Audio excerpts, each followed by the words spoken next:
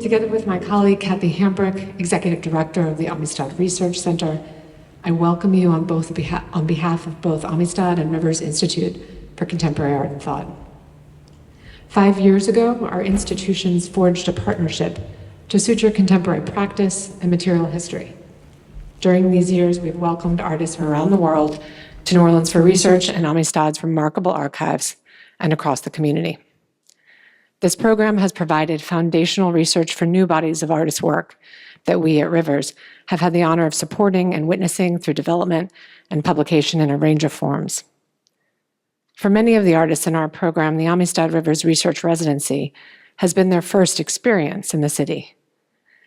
This is not the case, however, for tonight's artist in residence, Imani Jacqueline Brown, who lives in London, but was born and raised in New Orleans.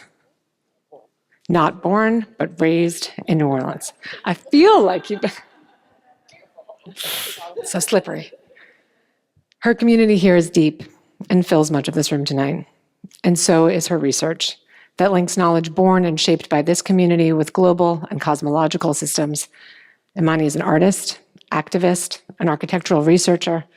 Her work investigates the continuum of extractivism, which spans from settler colonial genocide and slavery to fossil fuel production and climate change. Her work exposes layers of violence, but also networks of reparation and resistance. Her practice combines photography and videography, archival research, ecological philosophy, legal theory, oral histories, remote sensing, and counter-cartography to disentangle the spatial logics that make geographies, unmake communities, and break Earth's geology. Imani's work has been exhibited in the United States, the United Kingdom, Germany, Poland, and the United Arab Emirates. Recent exhibitions include her solo exhibition, Strike Gulf at New York Storefront for Art and Architecture, and group exhibitions at UCSC Institute of Arts and Sciences, the Carnegie Museum of Art, and the 12th Berlin Biennial. Public conversations in our residency program are very special opportunities for us to welcome artists, researchers into dialogue with other artists and thinkers who inspire, complicate, and enrich practices. And so we are overjoyed and honored to also welcome Zoe Samudzi here tonight. Samudzi is a sociologist with a doctorate in medical sociology from the University of California, San Francisco. She is currently the Charles E. Scheidt Visiting Assistant Professor at the Strassler Center for Holocaust and Genocide Studies at Clark University in Massachusetts. Samudzi's research has focused on German imperialism, the Ova Herero and Nama genocide and its afterlives, settler colonialism in Southern Africa, and coloniality across the continent more broadly. She is also an associate editor with Parapraxis magazine and a contributing writer for Jewish Currents. For her work at Jewish Currents, she received a 2023 Simon Rockower Award for Excellence in Arts from the American Jewish Press Association for her review about the controversies around the most recent Philip Guston retrospective. She's an art critic and writer whose work has appeared in Artforum, The Funambulist, Protean Magazine, Errant Journal, The New Republic, Architectural Review, and others. She is currently a research associate with the Center for the Study of Race, Gender, and Class at the University of Johannesburg, and she is the co-author of As Black as Resistance, Fighting for Conditions of Liberation. We are so grateful to be in community with you all tonight, and I gladly share the stage, pass the mic to our illustrious speakers.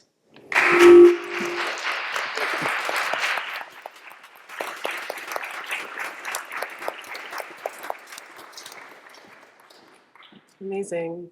It's really exciting to be in conversation with you, Zoe. So glad to finally meet you in person. Exactly. We've actually known each other remotely now for some time, and our worlds and our work have intersected in one very kind of tangible way through the work that I do with forensic architecture and the work that you do with on the, do you want to say maybe? Yeah, on the...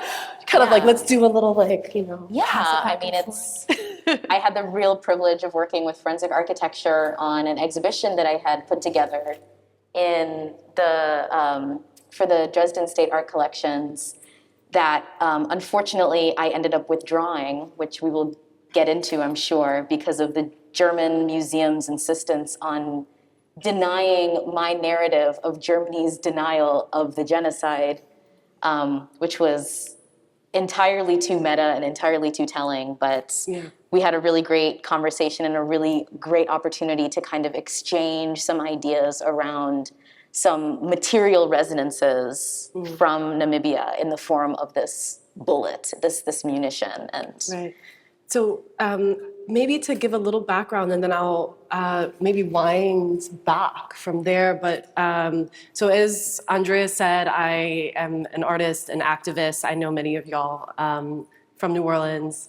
I was not born here. I was actually born in Washington, D.C., where my mom, who's here, was living at the time, working for the ACLU. She's an international law, is retired now, but was an international law professor, a human rights expert. And it's, really this international experience that I realize that I am, now leaning on and growing from in the work that I've been doing, and that we'll definitely talk about today. And it was through the work that forensic architecture started doing in collaboration with the descendants of survivors of genocide in Namibia, in Southern Africa, that I started to realize that actually my mom and my paths in life were kind of dovetailing. But forensic architecture is a human rights and environmental violence investigative agency that's based in London. So I moved from New Orleans to London in 2018, specifically to try to work with them and get them to focus their attention on the human rights atrocities and environmental racism that was just rampant here in Louisiana that we're all very intimately familiar with, right? And forensic architecture was founded by an Israeli architect named Eyal Weissman, and his mission was to use the tools that architects have at their disposal, lots of digital technology, 3D modeling, cartographic software, and use it in order to investigate human rights violations by the state of Israel against Palestinians. Since the organization was founded now about 14 years ago, they have focused their attention all over the world, collaborating deeply with directly impacted communities. And most recently, we just released an investigation into the Marathon Petroleum Corporation's massive fire in St. John the Baptist Parish last August. That has been, completely. There's been no. The investigation by the state and by the EPA is still ongoing, and residents are still waiting to find out what happened and what they were exposed to. And so we tried to use some of our tools in order to help provide some information in the meanwhile. Anyway, all of that said, that's the context that we're referencing here. This work with this organization, who began investigating the German genocide in Namibia by the German colonial genocide that took place at the beginning of the 20th century. Okay, that was a bit. Is it okay? Should I maybe lay out some of this? Yeah, go ahead. I wanted to maybe share a little bit about my practice really since I moved out of New Orleans in 2018 to kind of talk a little bit about where I am now and how that brings Zoe and I together. I guess really starting, back in 2018, some of y'all attended and participated in an event called Fossil Free Fest, which was intended to create a space in which we could discuss kind of openly, the contradictions between, or really the complications around receiving fossil fuel philanthropy to fund our cultural, educational, and scientific institutions. And the experience of organizing this festival, which was organized with Monique Verdun, with Katie Matthews, with Joyisha Dutta, with Raquel de Anda, and hosted by Antenna, and was in partnership with a whole host of different amazing institutions here, really made me start to think about how can I bring into visibility the responsibility of specific fossil fuel corporations for the interlocking ecological and human rights crises that we're facing here in Louisiana, including one of the fastest rates of coastal erosion in the world, one of the highest risks from cancer in the United States, and of course, increasingly frequent and more powerful hurricanes, right, as a result of climate change. So I worked really closely with Scott Eustace, who's a dear collaborator with Healthy Gulf, who showed me how to access the permit database of the Louisiana Department of Natural Resources. And I went to London, I did my master's, and this is the outcome of it. It's a platform called Follow the Oil. And it allows users to literally follow the flow of oil from points of extraction, from wells in our wetlands, up to refineries upriver. And it culminates at a fertilizer plant in Ascension Parish, Mosaic Agrico, which is where a burial ground of historically enslaved people was uncovered by the efforts of Rise St. James and Coastal Environments, Inc. Back in 2019. And you can make this journey via a single pipeline. This is another burial grove. So there are actually hundreds of unmarked and unmapped burial grounds of historically enslaved people throughout, all along the Mississippi River, throughout this region that, is known to us as the river parishes, historically known as plantation country, right? Of course, known by industry as the petrochemical corridor. So the first project that I worked on with forensic architecture was a result of a charge from Rise St. James, who was really starting to recognize that these burial grounds were the front lines of resistance to the continued encroachment of the petrochemical industry into these majority Black communities. And they asked whether we could develop a methodology for locating these burial grounds across a wide geographic area. We ended up producing a mapping platform. I don't have a link for it on here, but it is available, publicly available as of this April. We had a great launch event with Rise and the Descendants Project. But these burial groves, I call them burial groves rather than burial grounds, because one of the most, to me, meaningful and surprising features is that to Kathy Hambrick, right? Like less surprising because she's been doing this work locating these burial grounds for decades, right? I was really kind of astounded when we started to look all across these mosaicked aerial maps, these mosaics of aerial photographs and historic maps, and started to realize that these burial grounds always appeared as these groves of trees. We started to wonder why, and I started to learn about these ecological formations across Africa, really across the global south, because they're prevalent across Asia as well. And they're called sacred groves. And I started to think about what is the kind of historical development of these groves, right? Realizing that all of the land up to the river, from the back swamps to the river, was historically forested, right? And was over time deforested, right? In order to make way for these sugarcane fields. And these groves are all that remains. So my inquiry started to, dive into, who stewarded these spaces and what were their philosophies? What cosmologies were they kind of following?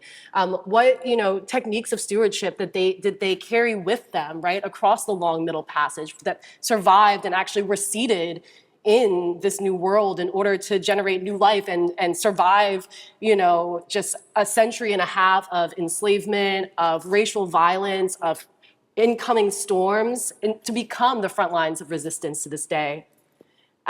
This is an amazing image from the Historic New Orleans collection showing a funeral in an unnamed forested space in Louisiana in 1860. So these burial groves, right, are all that remains of these life worlds, these forested spaces that were inhabited by Maroons, right, that were spaces where people organized clandestinely, where they organized rituals, where they organized dance parties, where life was taking place in the face of all of these atrocities. But this work carried me ultimately to West and Central Africa and to Angola. I've started to look into these intergenerational tethers between Louisiana and Angola, so starting certainly with the period of enslavement, but then jumping forward to the mid-20th century, which is the period when, my mom was coming of age and, developing her political consciousness. So kind of the foundation, right, of this generation is the foundation of our lives today. And during the mid-20th century, it's the era of anti-colonial resistance, right? In the late 60s, early 70s, the last bastions of white supremacy were like clinging with their cold dead hands to the lands that they had in Southern Africa, including Angola, right? Including Zimbabwe, Namibia, South Africa, we know, right? But this whole region, right, was under violent white rule. And so I learned through this incredible opportunity to do research at the Amistad Research Center. They have this collection of the American Committee on Africa, which is a controversial, as it turns out, organization that was set up to support Black liberation struggles. And it's housed right here in New Orleans. And so they have boxes upon boxes, just like an incredible wealth of history about the transatlantic solidarities that, you know, kind of emerged from this unthinkable kind of catastrophe, right, of white supremacist colonial rule in the 70s. I mean, like how it's unbelievable how recent that was, right? And the craziest kind of like hinge for me was that I learned that there was a boycott against Gulf Oil Corporation, and that Gulf Oil had developed these offshore drilling technologies here in our Gulf of Mexico, and they exported them to Angola. And the royalty payments that came from the drilling of oil in Angola paid to Portugal kept the Portuguese imperial war machine greased. So the technologies that were destroying life here in Louisiana were then exported to Angola, halfway around the world where our ancestors came from, right? And was just unraveling life there. And so this boycott against Gulf oil formed. And so thinking about these like catastrophes that unfurl one after the other, but also the incredible networks of solidarity that somehow emerge, survive, thrive, and then continue to be reborn generation after generation, ultimately bringing us kind of here today. So I'm gonna I feel like that's basically setting it up to where I wanted to.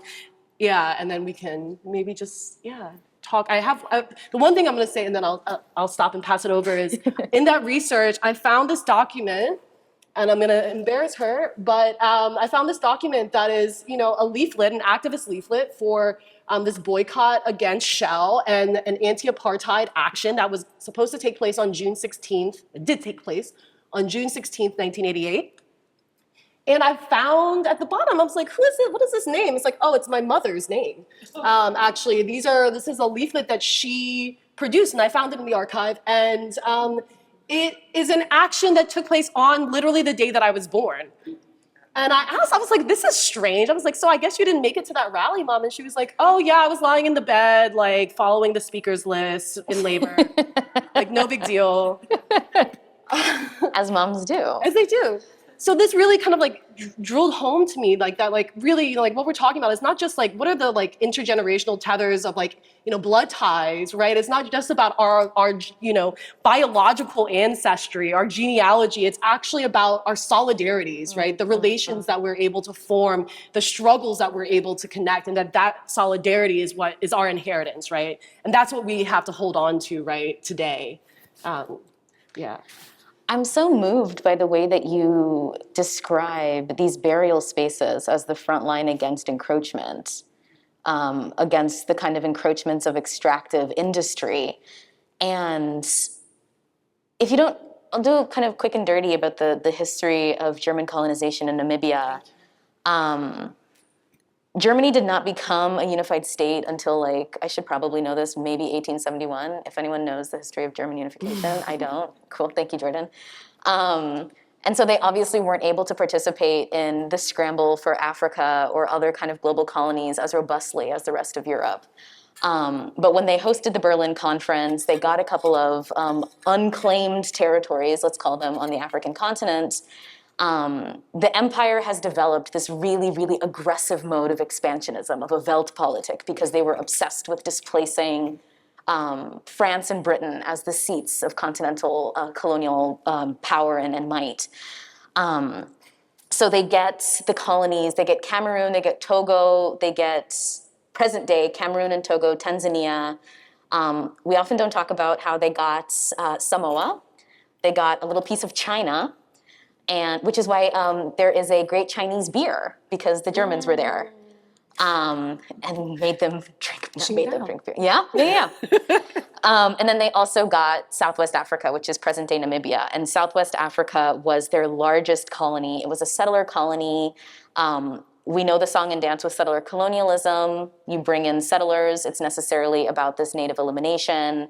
There are these skirmishes, we'll call them, over land, which eventually culminate in the Kaiser replacing the governor, the diplomatic governor, with the man Lothar von Trotha, who had participated in the Boxer Rebellion, which was an incredibly bloody suppression of Chinese resistance, also participated in the Maji-Maji, which was the point at which the Germans had attempted to force the Tanzanians to grow cotton in order to compete with the American South. And after they had successfully created, they had brought a number of scholars from the Tuskegee Institute to turn Togo into a plantation kind of space, was incredibly successful, attempted it in Tanzania, it didn't go well. They waged a total war in southern Tanzania that was so brutal that the country in that area has actually yet to be able to recover developmentally. So this is the kind of brutality that they brought to Southwest Africa, but in fact, what they had done to Tanzania was supposed to be the gentler response, because what they did in Namibia was so brutal and caused such a ruckus in Germany, because they're like, you can't put people into concentration camps. And the Germans were like, well, but the British did it, and the Spanish did it, so why can't we do it too? And the British were like, gagged. But, you know, what came of the genocide, I think around 80% of the Nama people were killed, about half of the, 80% of the Ovaherero were killed, about half of the Nama were killed. These are catastrophic numbers, obviously. This is, I mean, of course, why we understand the descendants to this day so emphatic about reparations, because of the loss of people, because of the destruction of cattle, the destruction of life worlds. And what's so interesting about the space you're describing in Louisiana as a place that's incredibly rich, it's fertile, it's green, it's plantation country, Namibia is very much the opposite. And so in the work that the way that I'm trying to think through Namibia, through this kind of imperial imaginary of the desert is not productive space. It's not productive in the sense that it can be brought into any kind of capital economy. But what it can be very efficiently transformed into are necro spaces. The deserts in Namibia, so Namibia is basically kind of parenthetically bracketed by deserts. You've got the Namib Desert that goes into the Atlantic Ocean, and then the Kalahari Desert, the inland one, that is partially in Namibia, and then the rest of it is in Botswana. And I've never been to either desert because I'm actually very afraid of deserts. I'm afraid of a lot of things, but I'm also very afraid of deserts because I've also been stung by a scorpion, so I'm just very afraid of deserts. But the deserts are just mass graves.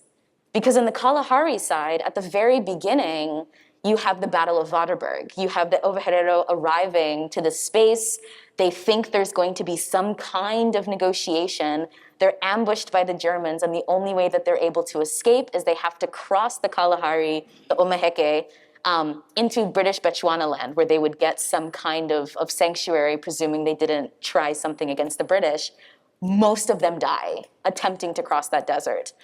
On the other side are the concentration camps. So after the genocide order is rescinded, because this is too much of a kind of PR struggle, a kind of nightmare, they're all corralled and moved in different parts of the country or disoriented and placed into these concentration camps. And where we really overlapped was, forensic architecture. Forensics had done this really incredible expose about one of the most notorious concentration camps, Shark Island, otherwise known as Death Island, because notoriously, if people knew that they were going there, they were probably not going to survive, because the majority of people who were sent to Shark Island did not survive it. And, in thinking about the really kind of deep contradiction in terms that is fossil fuel philanthropy, complementary to fossil fuel philanthropy is the ridiculous oxymoron of green capitalism. Or green energy, or whatever, however they're branding themselves. And so, Germany is really struggling, right? They're like, how do we move past this genocide thing, right? Like, how do we figure out how to we've already done this joint declaration. We signed this agreement together where we have collectively decided that we are kind of apologizing. We're going to give them some money. We don't need to talk about it again. But what Namibia has is a lot of sun. And what they have is like some really convenient deserted area and land where they can put a bunch of, I don't understand what green hydrogen is, so maybe just like Google that on your own time, but it's like green hydrogen. And there's some like weird gray ammonia thing that they're doing in the water. But most importantly, they are expanding this port at Luderitz Bay, which is named for one of the kind of early founders of the colony.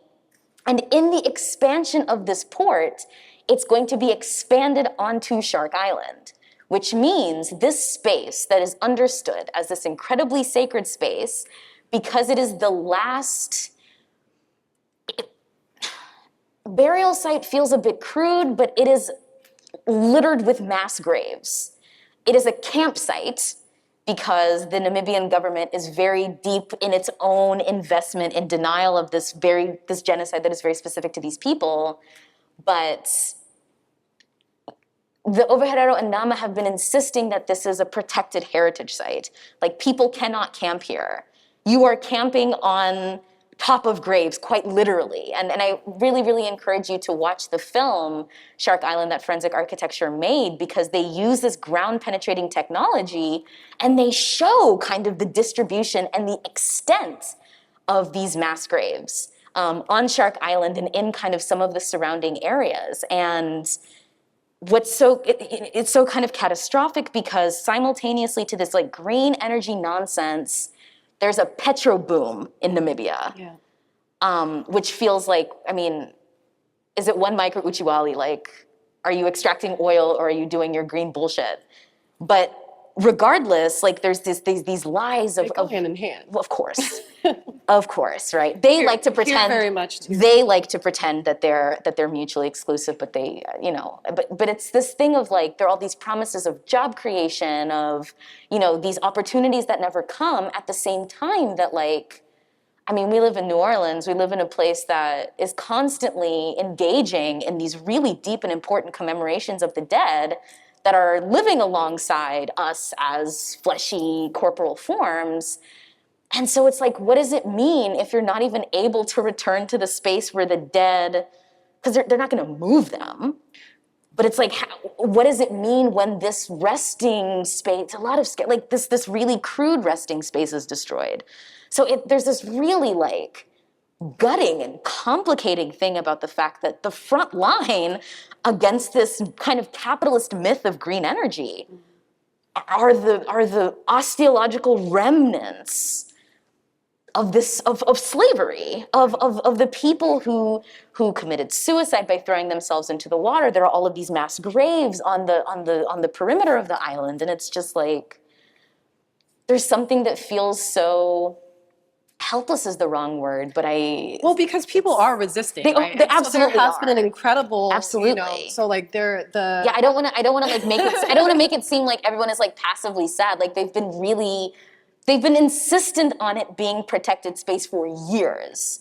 The announcement of this green energy thing is relatively recent, but they have been forcefully opposed to it. Due to the activism, there has been a recent. So I'm not these days involved. I'm doing a PhD these days, so I'm not involved in the Namibia investigation. The PhD is fine. I'm here.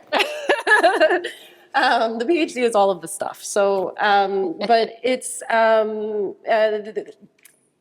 I believe, like, was it the? There have been delays. There's been an agency. There was a Namibian agency that just recently blocked the proposal. But this is a direct result, right, of the activism of the Nama traditional leaders authority and the Overherero traditional leaders authority. Like, absolutely, folk are coming together and resisting this, false narrative, right? Of we can continue to extract resources from this place without actually attending to the violence, right? And they fully understand and articulate it as colonialism, not this like neo-colonialism continuity. It's like, no, it's the Germans again, and still.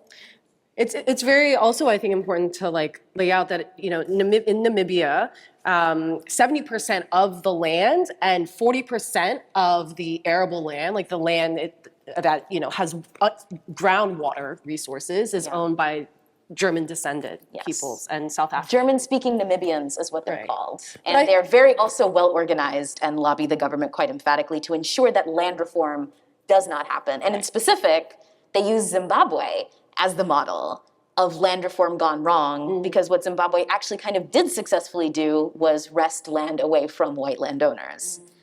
So that's a very... Yeah. I mean, I think all of these, you know, stories, like for me, I didn't know anything about the history of the Namibian genocide until I started doing this work. And I knew very little about like the histories of Southern Africa. And so my PhD research is really going into these, you know, histories with this kind of quest of like starting with like, well, like how did these burial groves come to be here in Louisiana? Right. And then, you know, realizing, okay, like, you know, like you know, I can travel kind of back and forward, like through these groves, right, as these portals, like across space and across time to understand, right, our own deep histories and the foundations of, you know, the world that we're living in now here, as well as, you know, traveling across, you know, the world to places that we have these deep connections with, but that these connections just like, they didn't just end, right? They weren't severed with enslavement, right? No. Through the work of activists who are, you know, maintaining these bonds. And bonds not just with, you know, Angola, right? Like Angola was the, you know, kind of, you know, very urgent struggle of the time. But something else that came up in this research that was really surprising to me was that, you know, so in Amistad, there are all of these newspaper articles, you know, kind of like going into the activities of Gulf oil in Angola. And suddenly Palestine kind of enters into the equation, right? There are articles, so we're talking about like the boycott against Gulf oil. So basically Angola, Gulf oil discovered oil offshore of Angola in 1966. And liberation was won in 1975. So that's a good, you know, like almost 10-year period. And during this time, you know, is the kind of increasing heightening of the like so-called Arab-Israeli crisis, right? You've got the second Suez Canal closure, well, actually in 67. But then in 1973, OPEC decides to kind of hinge the West's access to Middle Eastern oil to Palestinian liberation, or not that strong, but actually just a peace deal between Israel and Egypt, right, that the US had been blocking. So at this time, you know, there was this kind of groundswell of support from the independent African nations, right, who saw themselves reflected in the struggle of the Palestinian people, and who, you know, took the side of OPEC, right? And I found this like so, you know, so interesting, right, in this like oil boycott, right? And I found this so interesting, right, that like oil, you know, at this moment, you know, kind of shifts from being this, you know, weapon, right, this colonial weapon, and suddenly becomes like, you know, kind of this like, it offers a possibility, right? Of diplomatic leverage. Of leverage. It's leverage, and it's offers it becomes like something that people can rally around, right? Because I think a lot about how, you know, like the wells that are marking, you know, that I've mapped on top of, the logos that I've mapped on top of the wells is to try to like really place the responsibility of these companies like back on the lands that they've, you know, carved their way through and destroyed. And I have been like thinking of these logos as like portals to these other places where that have been like extracted and violated by Chevron, for example. So thinking about Ecuador, right? Thinking about our connection with Shell, right? And Nigeria's kind of experience with Shell. Like how do these like, you know, these logos, these company brands like end up, you know, opening up, like becoming these portals of solidarity, right? And so yeah, it was quite surprising to realize that there, you know, like if you start looking around the world and like thinking about like how, you know, is my place, my home, my life, like how am I connected to people elsewhere? And you look in one place, and even this kind of initially very like, kind of like narrow focus of like, of thinking about the people who I know, traveled to Louisiana, it suddenly branches out in these like infinite directions, right? And you start to realize these interconnections and the interconnections of our struggles. And like, I'm really just, I'm so like, inspired by like the activism of folk in Namibia, the activism of folk here in the river parishes, because we also just had a victory. The Descendants Project just defeated this industrial grain elevator that was trying to be constructed across several plantations. And the way that, we're actually, it sometimes feels insurmountable, but we're actually winning. And when we start to aggregate these victories, when we realize, okay, all of these struggles are connected, right? Yeah. But also all of our victories, what if we start to aggregate them and realize that, we're making progress, we're getting somewhere against this, like, just seemingly unbeatable behemoth, right? I think one of the most beautiful things about, I'm from Zimbabwe, and part of the reason that my work is about Namibia is because there are a lot of very complicated genocide-related politics in Zimbabwe that I need to wait until like a few more people in power have died before we can kind of start to bat at that hornet's nest a bit. But one thing for me that is so fascinating about how the Ovaherero and the Nama communities articulate themselves internationally is this like really, really sharp conception of solidarity. And it's not surprising by any stretch of the imagination, because if anyone is going to have a very clear conception of land and the stakes of dispossession, it's going to be an indigenous community that that is constantly at odds with and is being rendered continuously landless by a nation state. But in January of 2023, the traditional authorities of both the Nama and Ovaherero community wrote this incredible open letter after a kind of presentation of some of the work that they'd been doing with forensic architecture, in which they describe it's not a kind of both sides thing, but kind of situating themselves in what's happening in Palestine. And it's this very strange kind of complicated way of articulating solidarity, because on one hand they understand, and this I've had a number of arguments about this, but like they understand to some extent a kind of success in the reparations that some Jewish people received from the German government, and at the same time they understand and empathize with wholeheartedly this experience of dispossession, of indigenous dispossession by Palestinians, and are emphatic, like, there's this idea of a moral triangle. And it's a moral triangle between Germany, Israel, and Palestine. But as I'm trying to think through this, it's a moral triangle of Germany, Palestine, and Namibia.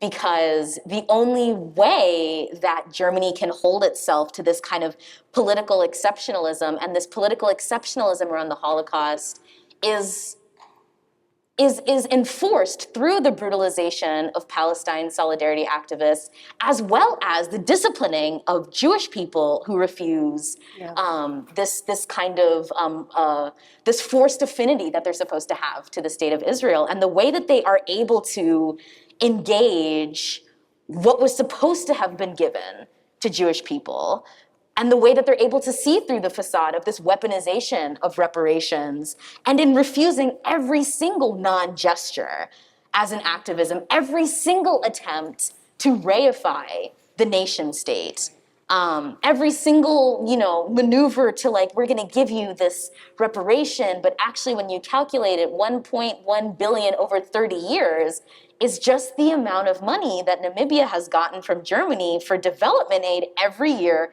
since independence. I'm sure just a coincidence. Yeah. And it feels really exciting to see, the most beautiful and important kinds of solidarity are not going to be solidarities that are facilitated through any kind of state apparatus. And I have been learning a lot in the ways that they're like, we're not doing this with any states, we're not doing this with Namibia, we're gonna use the courts, we can use these instruments, but our own grammars of thinking about land, of thinking about death, of thinking about life are eternally more important. And these are grammars that are so international. They're grammars you find in Louisiana, grammars you find in Namibia, grammars you find across the continent, and indeed, across the world. And so in following your work and thinking about kind of what is a kind of globalized politic of a Black ecology, it's not a kind of naturalization or essentialization of Blackness, but it's kind of thinking of, there's this book, The Physics of Blackness by Michelle Wright, and she talks about Blackness not as a what, but as a when and a how. A when and a how and a where, because Blackness is this thing that's contingent, it's something that travels, it's something that's relational, it's something that is produced in this space, this illegible space of marronage, this illegible space of fugitivity. And I think that, not to go on like an Imani Gush Fest, but I'm sure we could do this for many, many hours, but I've just really appreciated your really deep attendance to not the state, but to the lands. Because these corporations operate transnationally, often without regards for borders, right, as these kind of multinationals. And so our solidarity has to follow suit, or it's not going to be useful. It's not going to adequately attend to the kind of violence that we have to attend to. Yeah, I think, it's interesting you say that, because I think my relationship with like the matter of Louisiana, right? Like the land, which is really, it's waterlogged. It's the land is water and vice versa. Like we have something, there's one landform called flottant, which is like kind of basically like a mat of like sediment and plant matter that kind of holds it together, but like you see it and it looks like solid ground, and you go to step on it and it suddenly you find yourself in water. And it's like this particular landform that beat back the oil companies for a really long time in the early decades of oil extraction. I really love to talk about this these kind of like, I like to think about origin myths and the way, and the stories that we tell ourselves about our land, about our history, about where we come from and where we're going. And so I like to sometimes, the reason I think I started doing this, or one of the reasons, is because in the aquarium here, the Audubon Aquarium of the Americas, there is the central tank of the aquarium. So who has been to the aquarium anytime recently? Can you raise your hand? Oh my God, we're getting there. Y'all know it's free if you have a library pass, right? Don't pay the $30. So I only just found this out recently. So you go, into the aquarium, and your kind of journey around the aquarium is ascending kind of slowly around this, what you realize around this central kind of space. And you go through all of these exhibits on other geographies elsewhere, and it's very, it seems very aware of the harm that human societies elsewhere are, imposing or are doing to their ecologies, right? Seahorse fishing in China is destroying the seahorse population, and so on and so forth, right? And so you finally, when you exit the aquarium, they've changed the layout recently, but you go in and you realize that the thing that you were kind of moving around the whole time is a giant two-story tank that represents the Gulf of Mexico. And indeed, there's signage still today that says Gulf of Mexico, supported by then the logos of Chevron, Shell, BP, and ExxonMobil, right? So back in the day, literally until 2019, there was more. Oh, sorry. And the other thing is that the tank, at the center of the tank, is a scaled replica of an oil rig. Oh my God. And there are broken kind of pieces of pipes on the ground, and then there are stingrays and sharks and fish swimming around and engaging, scoping out the little pipes, and in this kind of eternal hellish, kind of circular dance. This is for children? This is, yeah. Yeah. I mean, this is for all of us. Dystopia for kids. This is for all of us. I mean, it is really, it's horrific, right? When you see it. But I grew up going to that aquarium all the time because they love to take kids on field trips to the aquarium. Yeah. And I never saw it. But it used to be even worse. Basically, until 2019, there was this signage, all of this didactic text. And it started, and it said, in the beginning, there was oil. And then it went on to talk about the Rigs to Reefs program. Wait, so there were no dinosaurs. There was just the oil. Oil, exactly. Sure, okay. God created made oil. and then God created light. And then God created people smart enough to learn how to extract the oil. it. Yeah, Right. absolutely. God created BP on day 3. Exactly. Yes. Oh my God. So like the whole thing is actually was created as propaganda for the federal Rigs to Reefs program, which is a program that was a kind of collaboration / conspiracy between the Reagan administration and the oil industry and the commercial fishing industry. And it allowed oil companies to leave their defunct rigs standing in the Gulf of Mexico, thousands upon thousands of these things, because they're quote unquote artificial reefs, and they're really good for ecological habitats, because otherwise the Gulf is just kind of like this void. Turns out there are like coral reefs and whatnot. We also have whales. The oil rig was The oil rig is the reef, yes. And the commercial fishing industry was involved because it actually is horrible for ecosystems, because what it does is like it does kind of cause fish to like corral around these reefs, and then the fishing industry can just go in and like swoop them up. So it's anyway. So, but I loved it. I mean, so it's gone. There were many complaints, which is I'm kind of regretful of complaining at this point, because I kind of miss this text. a rare honesty. So it's gone, but like I really love this like in the beginning, right? And it's really inspired me to think about In the beginning. or what was there in the origin beginning? stories, or just how we talk about like where we start when we start talking about our past, our history. I mean, in this video, you've seen this kind of weird orange thing going over and over. It's like a abstraction of the Chicxulub asteroid, which landed in the Gulf of Mexico 65 million years ago and caused the extinction of the dinosaurs, but then also kind of created space for the emergence of birds and mammals, and therefore humans, and therefore also capitalists, who are now. They were on day 4. Day 4 God created capitalists. After the oilers, Exactly. then it was the capitalists. God was a capitalist. Well, that's controversial. But so this like the 6th mass extinction is currently ongoing, so like it's kind of I've been kind of like haunted by this this thing that like, wow, the event that caused the 5th mass extinction, actually kind of like created the conditions that ultimately brought us right to this 6th mass extinction. Thankfully, we're not dinosaurs, and we actually like. It's not an asteroid, it's just us. We're the asteroid. And we are able to, know what it is we're doing to the planet and actually stop it, to put a stop to this cataclysm if we so choose. We, using that we very generously, right? But The royal we. yeah. But yeah, so like thinking about, the origin stories, and in Louisiana, like the origin story of like, the oil, or at least the way I've been telling it with the oil industry coming in, was, they realized, through all this like seismography and like learning about salt domes, that like our wetlands were incredibly rich with oil. And so they were trying to like, figure out, well, what is the cheapest way that we can like make our way through the wetland and then like, drill. And so they tried laying roads, and roads wouldn't hold. I mean, we can barely have a road here. So like the roads would not hold. And then they tried laying boardwalks, kind of across the flottant. And the muskrats ate away at the muskrats, the resistance. Our first allies. Yeah. Carry the plague, they refuse the boardwalks. Yeah.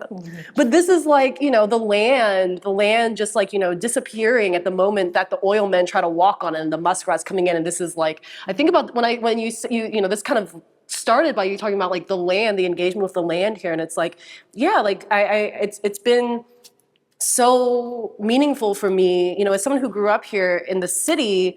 I was not out in the wetlands. I was not, we had one access point to the river, I like on the moonwalk, like I was really like not like aware of like the larger, kind of ecological body like of our place, right?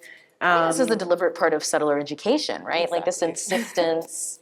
I mean, I feel like that's a hard myth to kind of propagate in a place where, you're tripping over palm trees and on the sidewalk, but this insistence that nature is there and we are here, and that we have a healthy distance far away from one another, as though what we call civilization is not entirely contingent upon a collapsing of nature into our existence through its destruction. And I think I like this question a lot of like, what is the origin story? And I guess for me, the origin story is always destruction. I mean, yes, of course, there was life prior to destruction, but I always understand destruction as being something that is productive in its brutality, right? Like genocide is not destroying a people, it's a metaphysical transformation that allows for the resurrection of the person who's doing the destroying. Genocide is always life-making. And I don't want to get too deep into the kind of psychoanalysis of it, but you know, I always think about the fact that like in the 70s, there were so many Jewish scholars that refused to use the word Holocaust because the etymology of Holocaust are these ancient Greek rituals of sacrifices to gods. This is the etymology of the kind of archetype of what we understand to be genocide. Wow. And so it's like, if genocide isn't just this kind of crime in international law, if it is this destruction, if it is the negation of the ability to sustain life, to whom is it a sacrifice? What is the vector of death making? And so there's always a who, right? Like who is the narrator of the origin story? I mean, it's Shell. Because in the beginning, all there was an oil rig. Right. Or in the beginning, all there was an untamed, unused, swampy patch. Right, that we had to drain. That had to be transformed into something useful. Right. That is always the kind of colonial origin story. In the Namibia, there was no one here. It was all desert. We tried to come with our cattle. We killed your cattle with rinderpest. We created this red line, this veterinary line, to protect our cattle from rinderpest. We create all of these protective orders, including all of these borders. And if any of your cattle cross this border, we can take 30% of them. We make it impossible for life to be sustained. We force people into the conditions where the only thing that is possible is violence. There's a violence that's kind of coaxed and nurtured in order to then justify elimination. So the starting point has to be this, not in this like human nature is, but the starting point has to be like, what are the conditions upon which capitalism is able to justify its own truth claim? I think it's like there are these cycles of destruction, and then there's somehow like this, you know, the ability of people to like come together and organize and, you know, to make in life the phase of it, to make life, like not like that life is something that has to be made, that's active, right? The life world, right, is and like this is, you know, what is like in like here in Louisiana at the back of the plantation, right, you have this forest that like it was hated and feared by the colonists because it was wild, it was untamable, right? But it became the perfect place where people could, you know, actually practice their spiritual, you know, beliefs, that they could cultivate their own food, that they could grow, you know, like, you know, cultivate small gardens, that they could harvest medicinal herbs, that they could organize, right? That they could actually like totally bypass the entire like, you know, Cartesian grid plantation order that seemed so, you know, completely, you know, total, right? Like this notion that the grid is like a totality. Well, actually behind that grid is the back swamp, right? And the colonists weren't going in there. Their dogs would, right? So it's not like it was some perfect, you know, like safe space. This doesn't exist, right? But it was a space of possibility and a space of, you know, of otherwise. Of otherwise, exactly. And you know, I think one of the things that was so kind of profound for me, learning about this history of Namibia and like coming from this really deep kind of excoriation of like our history here and the way that our landscape was made in order to like eke profit from every, you know, pore, from every, you know, grain of dirt, right? Like to transform the entire landscape into basically, you know, a industrialized zone, right? The first phase, right, of industrialization. The foundation of industrialization, because of course the sugar mills were steam powered, right? So there's this notion of like, oh, like slavery is the era of primitive accumulation, and then like actually capitalism really started after. But it's like no. We know that's not anyway. Like in Namibia, there were just, of course, obviously incredibly complex relationships between people and cattle, people and watering holes, people and land, this incredible knowledge of the underground water networks. In a desert. In the desert, right? Because,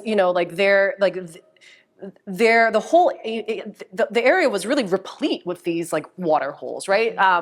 Most of which were like subsurface, right? And then there are these rivers that are seasonal, right? That would be seasonally wet.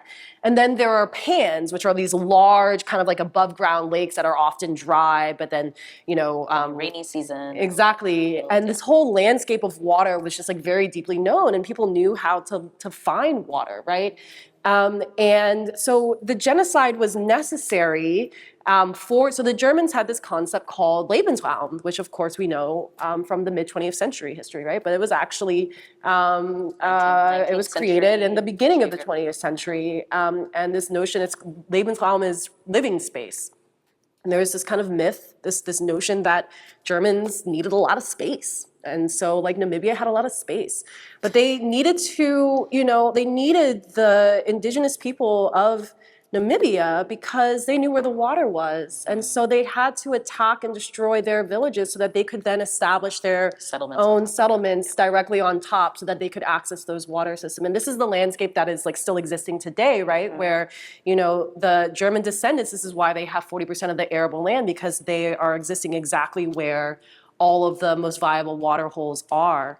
And that's one of the most catastrophic parts of the genocide, if I can just quickly interrupt, is like, when they're escaping from this Waterberg moment, what the Germans had done was poison all the water holes. Right. They had gone ahead of them, poisoned all the water holes, and so what they found were people dead, digging in the areas that were adjacent to the water that had already been poisoned, and just carnage around the water holes that they already knew, and these like really horrific attempts to find new ones. Like, I think for me, that was one of the worst things that I found out. Yeah, when absolutely. I was first learning about this. But like this, this moment, right? This moment of genocide, this moment of like contact is, of course, it's the moment where, so we know, we've been speaking about the genocide, right? So we know it's this moment when 80% of the Over-Herero and I believe 60% of the Nama, were massacred through this extermination order. But it was also the moment of the unraveling, right, of these very intricate ecological relationships that were holding 100%. This place together, right? Because the Germans then, established these ranches with, fenced perimeters, right, in these areas where the water holes were. And the Over-Herero would traditionally, roam with their cattle, and they knew when a water hole had been not depleted, but when it needed rest, when they needed to actually let a water hole just kind of sit for some time and return to it, sometime in the future, right? The sensitivity to life cycles, and this movement, right, in attendance to those life cycles. And so with the establishment of this grid, right, the establishment of these borders, these perimeters, holding in all of this cattle, it ended up then depleting the natural grasses, depleting the groundwater, and it's created, so Namibia is today ground zero for global desertification, right, because the desert is not really, it's not an uninhabited dead space, right? It's full of life, complex life that some people don't understand. Yeah. No. And so this this colonial land use ended up leading to the leading to the widespread eradication of grassy plants, and then the encroachment of woody vegetation, of bushes, what's called bush encroachment, which is basically the threshold of desertification, right? Yeah. So this is a huge crisis that everyone is suffering today. So when we talk about the responsibility for genocide, there's the notion of the intertemporal principle, right? So the harms that were that occurred in the early 20th century are still ongoing to this day. And they're ongoing on this ecological level that's like preventing, people from actually like subsisting, right, and surviving to this day. But the ecological grammar and the ecological time scale is completely different from the legal time scale. And that that understanding of the intertemporal principle is this idea that a legal question can only be answered by the laws of the time. Right. And so when I think about kind of Namibia and this intertemporal principle, there's this really beautiful essay by Jennifer Morgan about Freud's conception of melancholy, but it's eco-melancholia. And so his idea of melancholy is this kind of contrast of melancholy and grief, where grief is normal mourning. You're sad, you suck it up, and you move on, right? But melancholy is a pathological grief. It's a grief that is not adherent to the normal time scale of how long you're supposed to be sad about something, because this love object is situated in a part of your unconscious that is unreachable. And so the way that Jennifer Morgan is kind of engaging this is she's like, Black people's relationship to land is this, by Freud's account, kind of this pathological, melancholic relationship, but it's not pathological because dispossession is still ongoing. So how are you supposed to stop grieving for a process that continues? How are Black Louisianans supposed to stop grieving this kind of originary sin of extraction when they're being constantly subjected to all of these other forms of violence related to extraction, when New Orleans is sinking, when it's impossible to access life in particular ways because it's been cordoned off by these industries. And so when you read some of his other work about grief, about mourning, and melancholy, you specifically come to realize that his conception of grief is operating on a capitalist market time. And Black grief, Black life, I would perhaps argue, and thinking about also these, we're not going to say transnational, interspatial, let's say, kind of solidarities and ways of integrating modes and conceptions of life are operating on like an anti-market time, on a geological time, which is so much slower and faster and maybe sometimes adjacent to, but it's not a kind of consistent mode of time. It's this almost like we were talking about kind of necromancy earlier, but it's almost this like necromantic time because it is attendant to the dead.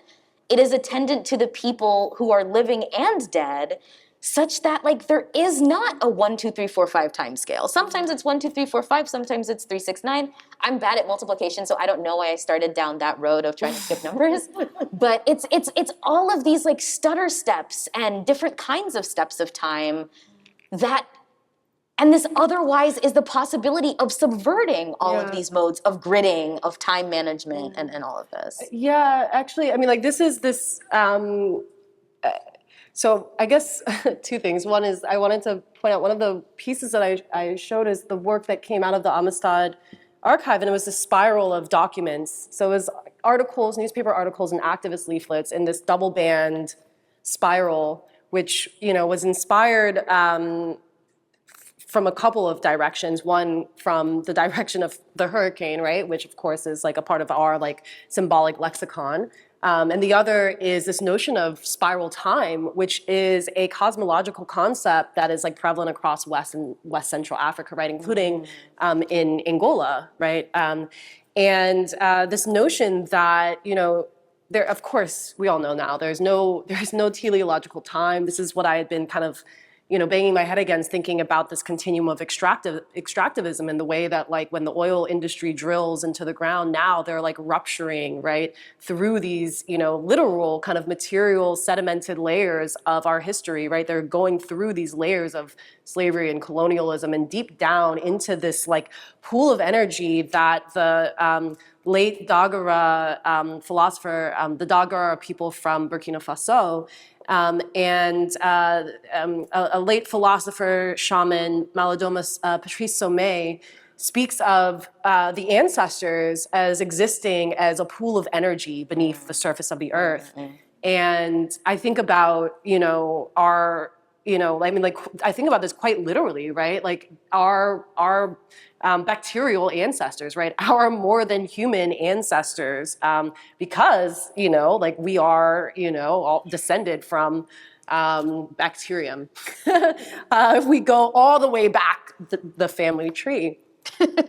And just thinking about, like, he speaks of like the surface of the earth as being this vast field of grief, from all of the violence that's been, committed against it, right? And so like thinking with Malidoma, I, was imagining just like, wow, like this, we're extracting and burning our more than human ancestors, and climate change in a way is this kind of like exhalation, right, of grief, right? This just kind of unquantifiable grief, like a grief that can't be quantified in parts per million of carbon dioxide in the atmosphere, over this like the intransigence of extractivism, of racial capitalism. And I realized in true like kind of spiral time fashion, I kind of like cut off when I was talking about the muskrats. I got distracted because I was like picturing muskrats. And but I wanted to say all this because like they tried all these different ways to like pass through the wetlands, and the wetlands stopped them. They put a stop to it. And so the oil companies, and I mean, of course, we know the rest of the story, right? They just said, well, to hell with it. We're just going to cut our way through the wetlands. And this is why we have over 10,000 linear miles of oil and gas access canals that were dredged through our coastal wetlands, which have led to saltwater intrusion, the killing of the vegetation that holds sediment together into land and flottant, right? And the disintegration of all of that sediment, of the disintegration of this place, right? Flowing back out through these canals into the Gulf. And this is what gives us this, one of the fastest rates of coastal erosion in the world. But, like that, violence, was a direct response to the resistance of our wetlands, right? Who perhaps foresaw what was to come. I mean, I think there's a reason that like every indigenous culture anthropomorphizes the earth. I think we're out of time. It would be ridiculous for me to have brought this up 2 minutes ago. But we do want to leave a little bit of time for questions. Yes. So if there are questions in the audience, please be bold and stand up. And what do you think is the reason that indigenous people anthropomorphize the earth? Oh man, come on. Yeah, I mean, I think that I will only speak for my own community. I won't try to speak for others. I think we're really committed to family. I think we're really committed to all of these mythos that try to articulate all of these different modes of family. And I think that one of the things that I've learned from engaging with kind of different communities in so-called North America is that like when people are like self-identifying, people will always ask them like, who are your relations? Sorry?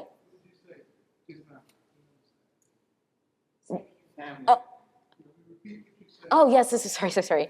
Like when indigenous folks are like reconnecting with roots because they've been separated for some reason, or when they're like meeting folks, meeting family, there's always this question of like, who are your relations?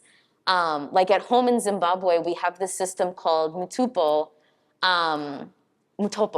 Oh God, oh, I'm sorry.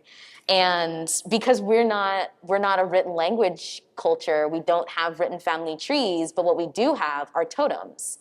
And you figure out, patrilineal relation based on totems. And my father is Chateau a snake, my mom is Moyo the heart, and there's a really interesting conservation aspect to this totem where you're not supposed to kill or eat whatever animal or organ corresponds to your totem. So again, it's this understanding of like, land is family, not in this like overly nostalgic, like noble Indian or noble native kind of way, but like a deep, keen care for the space that exists around you, the space that nurtures you, the space that you nurture, And then if we're thinking about some kind of familial anthropomorphic earth space, the space that birthed you, which is not something that I've like ever tried to explain out loud before, but I think that that's it. Yeah. I probably butchered this pretty badly, but no one Zimbabwean is here, I hope. So none of you know what I'm talking about. Yeah. Question. Speaking of origin and narrative, when I think about settler colonialism, I also think about the monument or the hero's journey, and talking about the idea of a protagonist presupposes an antagonist. And I guess I find myself kind of running into a wall every time I think about how do you try to provide a counter narrative that tries to not engage with the idea of the hero's journey, because I just think that that's what most people understand story to be. Like, I love when Bill said that the story means that there's going to be an ending. The second that an origin begins, there's an arc that finishes. I see the both of you storytellers ultimately. How can you engage with a story that doesn't want an ending? That doesn't want an ending. How do you speak about it? Like, how do you engage in that kind of circulation? And I don't mean as if that's an answer. I'm just asking how do the two of y'all personally do that? Yeah. I mean, I guess for me, my own just kind of, I don't know, like engagement with the world, like kind of, like I'm really just insatiably kind of curious and driven and I don't see an end, but I definitely think of actually my own origin story of like really, my practice kind of and this drive emerged from this experience with Katrina of, having, one's entire, world destroyed and being like, well, how did that happen? Right. Because I started to just try to unpack it more and more and just like dig deeper and deeper into like realizing okay, Katrina is not really, it's not a hurricane. I mean, there was a hurricane, there was a meteorological event, but it's not just wind and rain, it's our wetlands, right, that were eviscerated by the oil industry, therefore destroying the buffer zone, right, between, the Gulf and our communities. It is racial segregation, geographies of racial segregation that place Black people in the most vulnerable parts of the land, right? It's these histories of fighting against the earth, right? Rather than, living with it as Indigenous people had done for thousands of years, right? And so like levying up and draining everything is these histories of slavery and colonial. And so like really like my kind of own, just like journey, for lack of a better word, has been kind of trying to go deeper and deeper, which then projects you out and then back. And so there's more of this, like, I never see any endings, but like these fractal kind of connections to, oh God. I can hear myself echoing. Oh, it's so meta. But yeah, like, so it's really like one thing just leads to the next and it's never ending.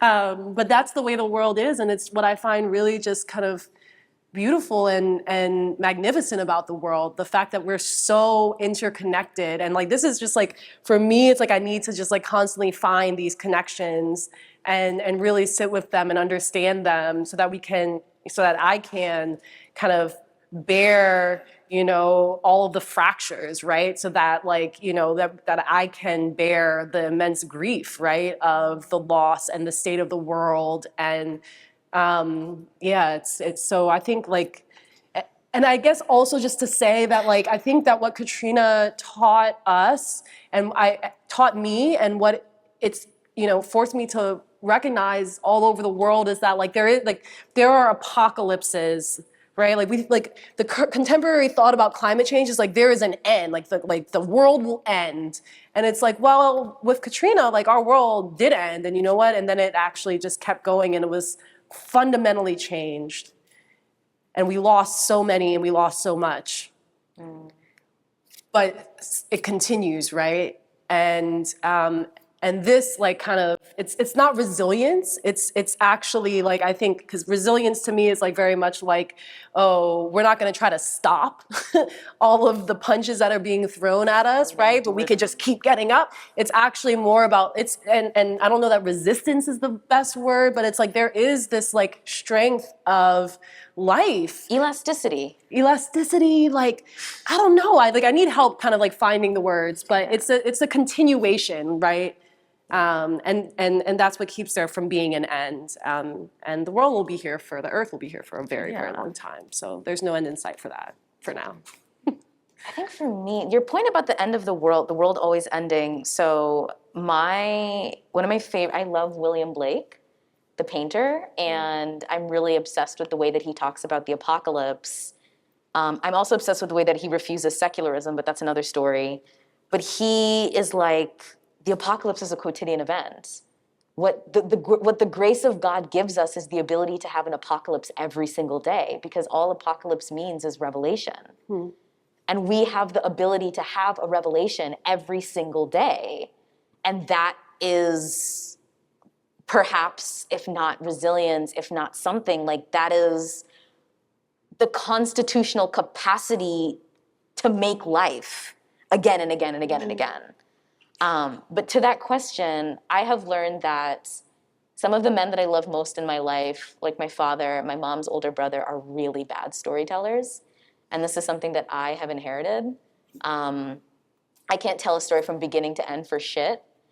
And when I would ask a very basic question and 16 minutes later, I still don't have an answer, like that was infuriating as a child. But what I understand now is exactly this kind of like, we go forward and then we go this, and then the story's gonna run transversal and then perpendicularly to the place where we started. This beautiful ability to recognize that like, forgive me for the kind of cliche, but like the story is the process of telling the story. And it's not going to end because the old men will keep talking forever. And I think for me that like that's actually kind of a gift. No, I mean it is. No, I just love that image, like the like two old men sitting. No, it's not two. Under a tree. It's not two. How many? It's worse than that. Okay. It's Until like the end my of the uncle will world. take me to lunch and all of these war veterans will be telling stories and I'm like, oh, here's my contribution. And 3 hours later, I'm like, I can only keep chewing on this bone for so many hours, but it's just like the story is not going to end. You have already lived this thing together and the story still does not end. And this has already happened. And so what I really am meaning to say is just be pedantic and just keep talking. So grateful to everyone who could be here tonight. Kathy, for closing, thank you all for sharing some of your thoughts. Thank you for hosting. Thank you. Thank you, Zoe. Thank you.